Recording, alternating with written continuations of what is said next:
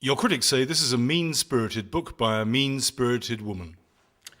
My book is not mean-spirited, and I am not a mean-spirited author. The reason why I've chosen to write some personal stories about the royals is because I want to show them as the human beings they really are, and I want to show the fault lines that lie within the Danish monarchy. Some of the stories that you have written have clearly upset Crown Princess Mary.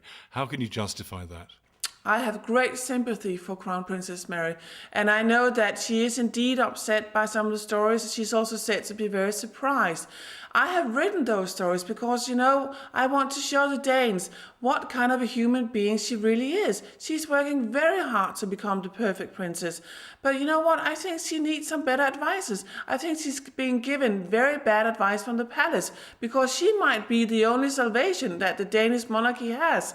And yet, it looks like she's locked herself up in the royal palace and thrown the key away. You have called for Queen Margrethe to abdicate, and yet you're saying that Crown Prince Frederik does not want to be king, and you're saying almost that he's not ready for it. How can you square those two positions? I think Queen Margrethe would do the Danish monarchy an enormous favor by abdicating. Not tomorrow, but why not like 2012? By then she will have been on the throne for 40 years. They need to make a plan, they need to create a vision, they need to have a goal, and they need to give the Crown Prince time to grow within the role he has. He is very uncomfortable with the fact that one day he will become King of Denmark, but maybe, if he gets some time to actually do on-the-job training, he will become more confident and more secure.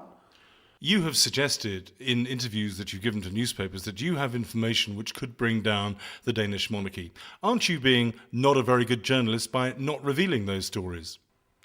My book was never about bringing down the Danish monarchy. My book is about getting a better monarchy because I think the Danes deserve a better monarchy. You know what? I'm a royalist. I love the royal family. It's always been a part of my family life. But do we have the best monarchy we can possibly have? No, we don't. There is room for improvement.